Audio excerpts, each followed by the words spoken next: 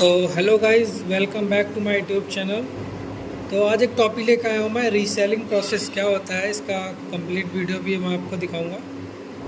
और reselling process क्या होता है और इसको रिक्वायरमेंट कब पड़ती है और क्यों पड़ती है। तो जितने भी नए बच्चे हैं वो सब्सक्राइब कर लें चैनल को।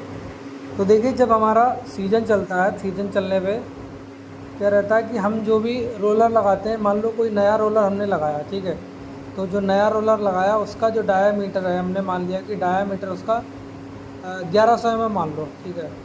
तो जो नया रोलर है उसका डायामीटर कितना 1100 mm है और उसकी लेंथ जो है मान लो 2140 mm उसकी लेंथ हो गई, ठीक है। ये हमने एज्यूम कर लिया, ठीक है। आप इसको इंच में भी कन्वर्ट कर सकते हैं, ठीक है। जैसे 4284 4080 इंच में आप कन्वर्ट कर सकते हैं, ठीक है। तो जब सीज़न चलता है तो सीज़न चलने में क्या रहता है कि जो हमारे पास में केन आता है, केन में क्या होता है कि फाइबर होता है, ठीक है। और कुछ मिट्टी के कण भी रहते हैं और कभी कभी फाइबर जो हमारा केन है वो थोड़ा सा मोटा रहता है फाइबराइज करने के बाद में। तो उसे क्या करना पड़ता है, कंप्रेस करना पड़ता है। जब कंप्रेस करते हैं तो उससे जो क्या आता है, रोलर जो है हमारा थोड़ा थोड़ा वियर हो जाता है, ठीक है। तो रोलर जब बियर हो जाता है तो उसका जो मतलब डायामीटर है ओडी उसकी थोड़ी सी कम हो जाती है, ठीक है। तो अगर देखा जाए तो एक सीज़न में आपका जो रोलर है मान लो 10 से 12 mm या 15 mm जो है वियर हो गया, मतलब उसका डायामीटर लगभग कम हो गया, ठीक है। और ये जो डायामीटर है वो कम होना डिपेंड करता है कि आपका जो रोलर है वो कौन से मिल पे लगा हुआ है, कि फर्स्ट पे लगा हुआ, सेकंड पे लगा हुआ, कि थर्ड पे लगा हुआ, ठीक है। तो फर्स्ट मिल पे थोड़ा सा ज़्यादा रोलर हमारा डायमीटर कम, हमें ज़्यादा कंप्रेस करके जूस एक्सट्रैक्ट करना होता है, ठीक है, फर्स्ट मिल पे।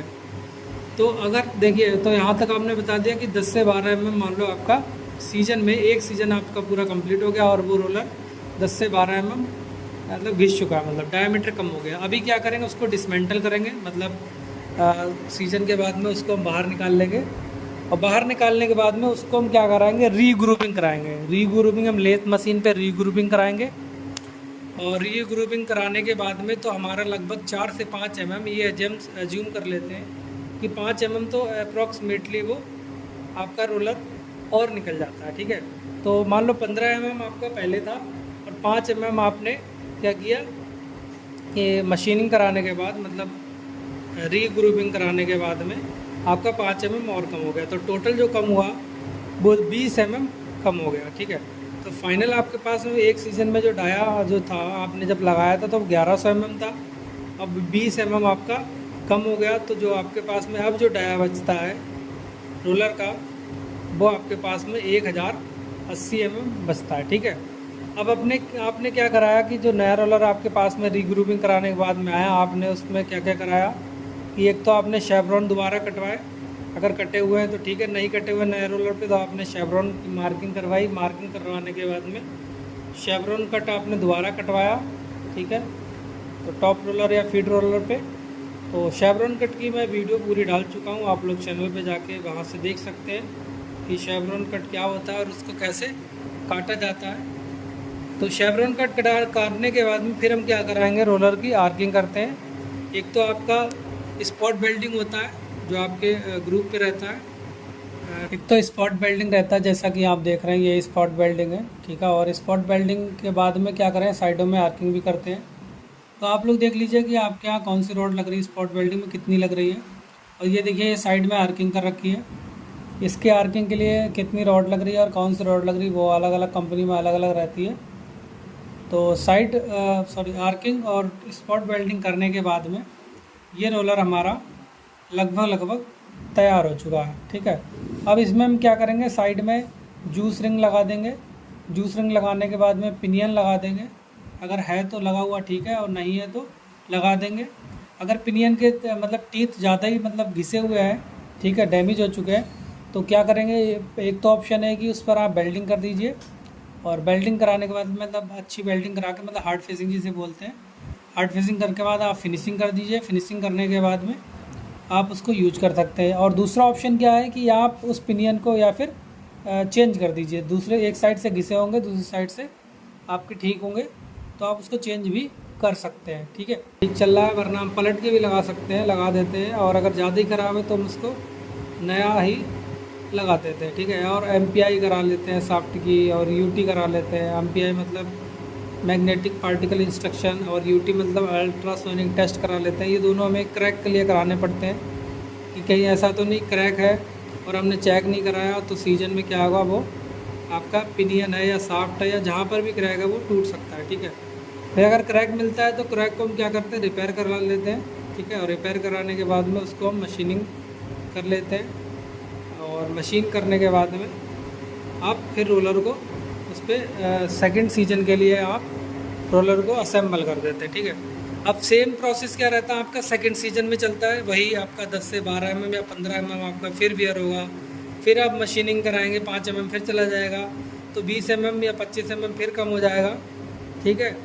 वो डिपेंड करता है, ये अप्रॉक्स वैल्यू मैं आपको बता रहा हूँ। तो 2 सीजन में आपका अगर देखा जाए तो 40 mm कम हो गया, तीसरे सीजन में आपका 60 या 70 mm कम हो जाता है, ठीक है। 70 mm या 80 mm कम होने के बाद में तब क्या होगा कि जो भी रोलर है वो एक स्पेसिफिक, हम क्रशिंग कैपेसिटी जो मिल की है, एक्चुअल जो कैपेसिटी है उसके लिए जो हमने रोलर स्पेसिफिक ले रखा है वो अब उसके लिए कामयाब नहीं रहेगा, ठीक। तो हम क्या करेंगे कि उसको रीशेलिंग कर देंगे। रीशेलिंग का मतलब होता है कि जो भी आपका रोलर है उसके ऊपर जो सेल लगा हुआ उसका डाया है धीरे धीरे कम हो जाता है। तो जब डाया धीरे धीरे कम हो जाएगा तो क्या रहेगा, उसकी स्ट्रेंथ भी कम हो जाएगी। अगर हम हाई कैपेसिटी भी चला देंगे जितनी स्पेसिफिक कैपेसिटी है, तो क्या करते हैं, एक वर्कशॉप होती है, जो भी इनकी एक छोटी वर्कशॉप होती है जो लोग रीसेलिंग करते हैं। तो रीसेलिंग का प्रोसेस क्या होता है वो मैं आपको दिखा रहा हूँ। देखिए किस प्रकार का इसका प्रोसेस रहता है, ठीक है।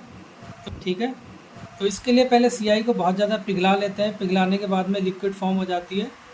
फिर इसकी कास्टिंग करते हैं सेल की, ठीक है। कुछ इस प्रकार से कास्टिंग होती है, और लिक्विड में मटेरियल को, लिक्विड को डालकर फिर इसको वाइब्रेट कराते हैं, जिससे क्या है अंदर बबल्स फॉर्म ना हो, ठीक है। देखिए ये वाइब्रेट हो रहा है।